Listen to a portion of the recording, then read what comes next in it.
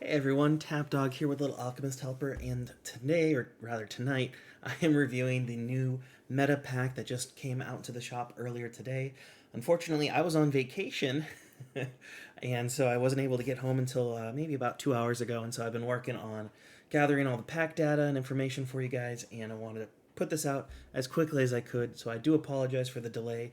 Normally, I try to get these out when the new pack comes out, but I just learned about the pack this past weekend, really, and didn't really have a time to do it before the pack came out. So unfortunately, this is a little bit delayed. So I apologize for that. But anytime I can, I will try to get this information out sooner to you. But this time I couldn't, so I apologize. But anywho, with that being said, I'm going to do something similar to what I did with my previous pack review, where I kind of will use the website, but I also have my data that I'm using too to kind of go through this all and share it all with you guys. So we're going to start with the Onyx card that's in this pack. So I'm going to pop that up on the screen here. And this is the Multiples Onyx card. Multiples was a gold combo card from the Multiplicity pack. And now it has become converted into an Onyx card. As you can see, it starts at 7-6, but goes up to 23-22 for its total stats. Now let's talk about the actual good combos that it makes. So let me put that up here on the screen real quick for you. Oh, no, not that one. Multiples. There we go. So this is going to be its best Onyx combos that it can make. And again, I have this sorted, just so you know, by stat total first, and then by maximum attack level second. So cards that have the same stat total here, they're sorted by the one that has the highest attack, then lowers down from there. So that's why this looks like, 41 is below 30. It's because it has a lower stat total here. But anywho, as you can see, it has a handful, not too many, 70 plus combos here. I would have liked to have seen a little bit more, especially with what we've had recently. But as you can see, there's only about 6 or so, or 7, 70 plus total stat Onyx combos. Now, with that being said, 2 of them are Hydrobot, which is the highest stat total combo you can make in game. So that there is a little bit of an extra point you could say for those 2 combos that it can make, which it's just another card now that can make Hydrobot in addition to Metal and Science and Dragon and Water Serpent. So there could be some Hydrobot decks that pop up now that there's a couple more viable combos for it, but I wouldn't hold my breath for it. But it does have a couple high attacking combos like the Vampire Coven here with the 41 attack. And then further down, it's a lower stat total, but there is this Black Widow here, which is a 43-24. And then there's also further down here the Precious Ringlore, which is a 40-26. So it does have a couple high attacking combos, but really there's nothing that's a super standout that says this is a must get for in terms of a Onyx card. When I did my rankings for it based off of the stats it has, Multiples Onyx kind of sandwich itself right in between Sweets Onyx and Sci-Fi Onyx, at kind of a high 4.0 to a low 4.5. And because of that, I kind of think that this might be just a 4.0 Onyx card. That's not bad, obviously. 4 is still great, but it's not as high as the ones that we've been getting recently that were all 4.5s and 5s. So that streak was bound to change, and this is the first one to do that. And before I jump off of this, let me just show you some of the good diamond combos it makes. Again, this is with non-Onyx cards, so the stats are a little bit lower, but still, it can make 69 total stats here with the Hydrobot just because they're so crazily powered there. But outside of those, it does have quite a few 66s and 65s, which again is kind of your top score you can make for that. So that's kind of nice. It's a little bit flexible in that situation, and it does help Bat Out and Blood and Vampire, which is kind of nice. But outside of that, yeah, it's just kind of a so-so card there, with it being a 4. Well, not so-so. It's above average, but it's not a must-buy at a 4.0. But let's jump over to the gold card in this pack, which is going to be Card. This pack's meta, obviously, so the joke is that the card that's in this pack is called Card. As you can see, it starts at 6-3, and look at all the card characters that are on there. You've got the Onyx Goblin King there. You've got the Chinchilla Knight.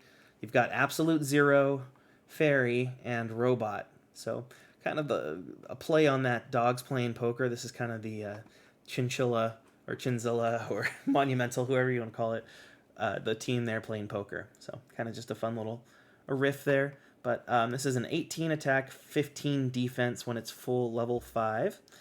It does have 121 combos. And let me put up on the screen the combos for this one. So we'll start with the regular combos on this one. Again, same idea. It's got stat total first, then max attack. So its best combos here is going to be Mecha Chinzilla with Chinchilla. But it also has quite a few, as you can see, combos with this new card, Haunted House of Cards, which is a 33-23. So, and that helps out a lot of the bad cards like Blood and Bone, but it also helps out some of the better decent cards like Spirit and Undead here, which is really nice. And it does have quite a few of these good diamond combos. Let me want to pull up my stats for this real quick. Okay, so for just for sake of clarity, it has 121 combos, like I said, but 74 of those are diamond combos. That's one of the higher end total stat lines. I think there's one or two cards that have more than 74 diamond combos, but that just means that almost every combo you're going to make with this is going to be at least a somewhat decent combo, because it'll be a diamond level. As you can see, it goes all the way down here to the first. That can't be right. Let me do the actual count here. 36 of its combos are 54 plus, which is kind of the cutoff for me for an exceptionally strong combo. There are quite a few defensive ones here as well, though. Just keep that in mind.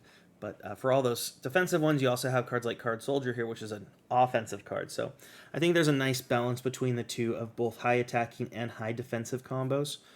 But let's look at the Onyx combos it makes. These are its super strong combos. And on this side, it actually comes with every single Onyx card. So there's 63 now with the addition of multiples. So now there's 63 Onyx combos it can make. And again, Haunted House is its top combo here with a 66 total stat line. A 38-28 is always nice to see. That's one of my favorite combos to make for a non-Onyx. But even this 36-30 is pretty nice here with Trading Card. You can go down here and see a couple more nice combo stats. So when I punched in all the details for this card, the card, it ended up being by far the best card in game. It passed up Hopefulness, which was the most recent one. That was the best card.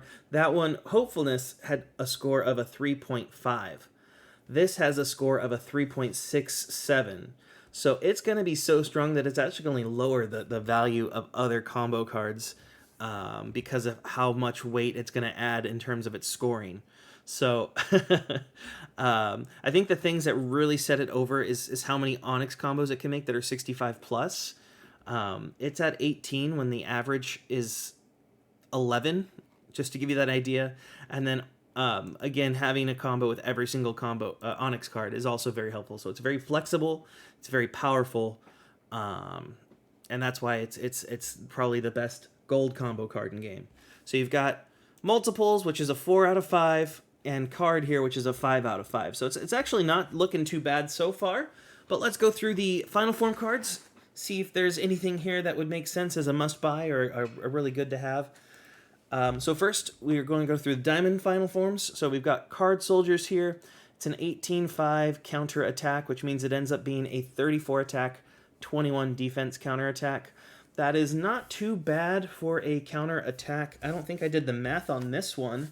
Let me figure that out real quick. So I like to always compare it to Sniper, since that's usually the default card that people will use. So 72 damage minus 21 defense. So that's a 51 plus an extra 14 damage. So 65 is what it would reflect against a Sniper. 65 damage gets reflected back if this gets played at the same time Sniper's played, which is going to be able to take care of most of your opponents. This is not by far the strongest counterattack. It's probably in the top 10 would be my guess. So it's definitely not a must get for a counterattack, but it's a nice to have. And you could even play that in heroics. I would keep it unfused potentially, unless you're playing against a boss and you want to reflect their damage to you. I guess you could do that, but typically that's kind of where I'd say this is a good mid to late game counterattack, but it's not a top three like a must have for counterattacks. Going on, this is the second card that Monumental's come out with that has a 26 total base stats. The other one was Krampus. Unfortunately, this one has a horrible fusion buff, so it won't be usable.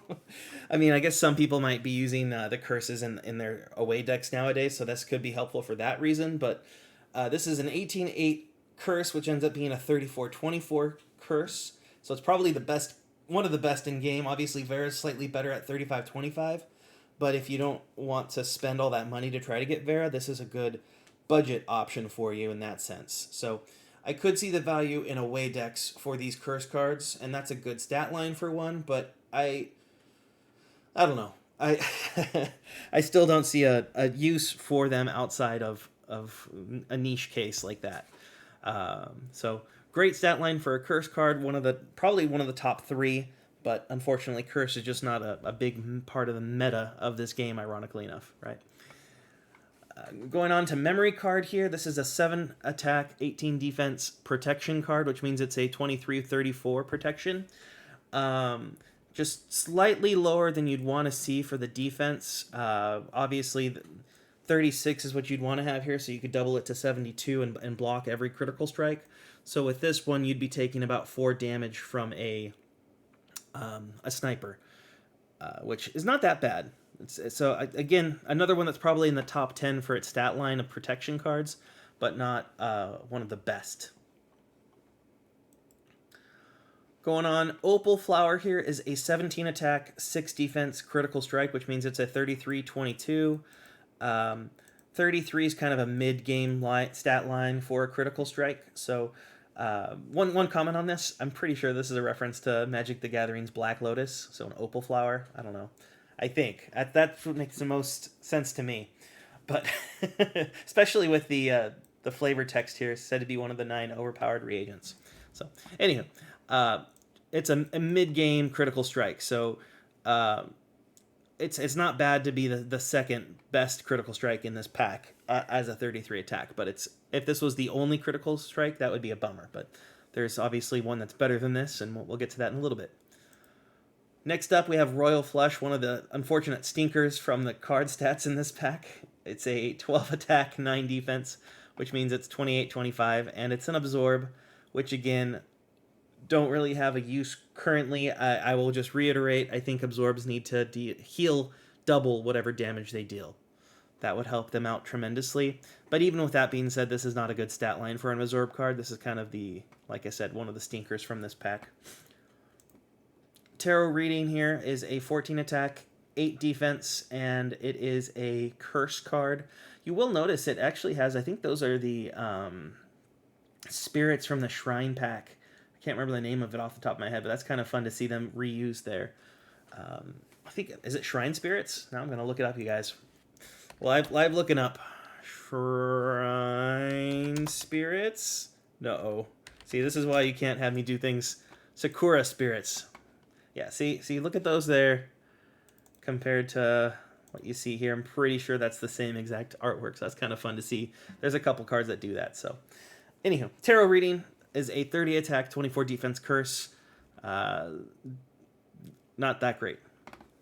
Moving on, the best card from this pack, I think, is the White-Eyed Dragon, which is a reference to Yu-Gi-Oh's Blue Eyes White Dragon. Just kind of opposite. Instead of being a blue eyes with the white dragon, it's a blue dragon with white eyes. So this is a 35 attack, 21 defense. Probably just barely makes the top 10 now for critical strikes with the little bit of power creep that we've had recently. But it does match, I think Mecha Chinchilla is the same as this, a 35-21. So probably around 7th or 8th in the top 10 for critical strikes. But definitely one of the reasons you would go for this pack is this card here.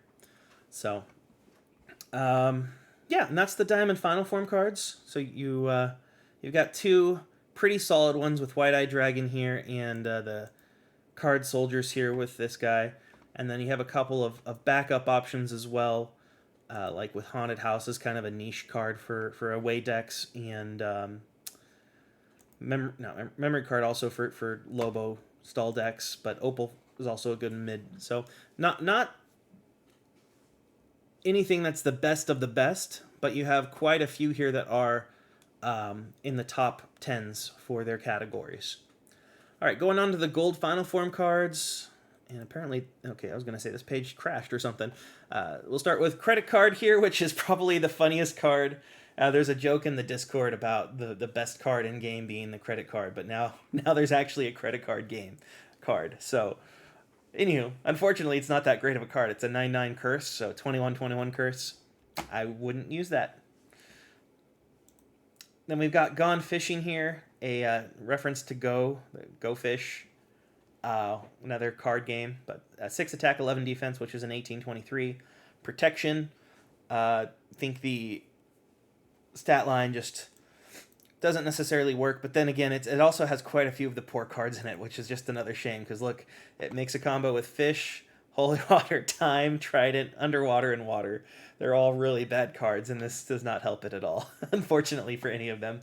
But I wish this had been a change to stat line here if they had realized what cards are being comboed with it. It's just sad that they've made these cards just even more worse. But yeah, continuing on, Greeting card. This is I'm just going to say 19 attack, 24 defense protection. So slightly better than Gone Fishing, which was an 18/23. This is a 19/24. But really not that useful, and it's a shame for the cards here making these combos, but it is what it is. One of the better combos down below here is Man of Many Suits, which is a 21 attack, 18 defense counterattack. I did do the math, and I think this ended up being a 55 that reflects back for this, which is not that great. That's with, obviously when it's fighting against Sniper, it does 55 back, so there's a chance even if you played this card with a low health deck, you would not be able to reflect enough damage to kill your opponent. So this might end up being a top 10 for gold final form counterattacks, but that doesn't mean that it's a good, useful one, unfortunately. You want to see higher attack, lower defense. So if you had added 3 here and minus 3 here, that would be another 6-point swing, which would have made a 61-point reflect, which would have been a lot better. But it is what it is.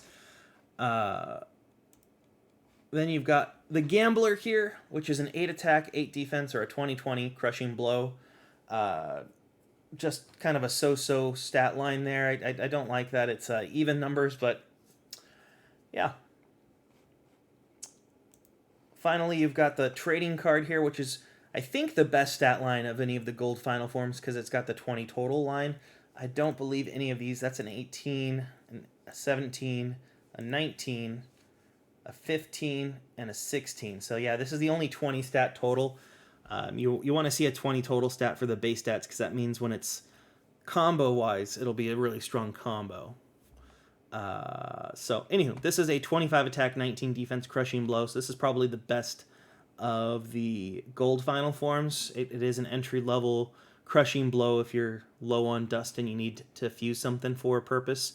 This could be one that you could use for that. And it does make 8 combos. So these cards, the ones that are going to be really helpful especially, would be the ones that make an Onyx combo. So Angel, Elf, Fairy, Golem, and Precious Ring Lord. All of those are going to make a really nice stat line. And if you go look at that again from earlier, card details, looking at Onyx, if you go up here to Trading card, you'll see that's the 3630 right there for all those. So that's a nice stat line for those because it's got the nice base stats. But unfortunately, I mean, it's a gold card, so it's not going to be that great outside of being a budget one. But to go quick recap on this, you've got a solid 4-star Onyx combo card. Let me see if I can make this a little bit bigger. Sorry. You got a solid 4-star Onyx combo card. A new best in slot gold combo card. This is a 5-star gold combo card. You've got a probably top 5 counterattack card here. Number 2, I would say, maybe number 3, curse card for an away deck. A pretty decent protection card for a Lobo deck. Entry level critical strike. A end game critical strike here. And then not really useful counterattack, but a budget early entry crushing blow. So because it has so much flexibility, I would say this is probably going to be best for early to mid game. There could be some use for long term. Obviously, you know, like I went in hard on multiples to get 2 copies of it, and so I bought out 1 pack, and thankfully my second pack first card was multiples, so I only had to spend an extra $250 to get the second copy of this. But I started playing with it, and it was not that great for my deck. So I'm sure there's going to be people who make a hide your bot deck and will use multiples, but this is probably going to come out of my deck just because it's not useful for that. It'll be great for heroics, but not for my purpose, because it only has 7 strong combos. And I think that's what a lot of endgame people will see, is this multiples is just not great for an endgame deck, but it'll be great for mid to entry to mid. Card will be one of the cards that last leaves your deck as a gold combo card. So if you still have gold combo cards in your arena deck, this could be useful for you. Having 2 critical strikes is also helpful for a beginner, and then also having a pretty decent crushing or counterattack here too will be helpful. So you have 3 cards that you can use in your deck as you start to gain the ranks. So that's kind of nice for the entry level. And then for the mid to late players, having this curse as a budget option instead of having to buy Vera or Albert, or is that Albert? Yeah. Having that as an option is great as just a backup option. The other cards aren't really useful outside of those, really. So yeah, that's kind of my thoughts. There's niche reasons for all different stages of the game to be buying this pack, and so it's not bad. Yeah, I don't know what else to say. So anywho, I hope you enjoyed this review, and hopefully we'll talk with you again real soon. Take care.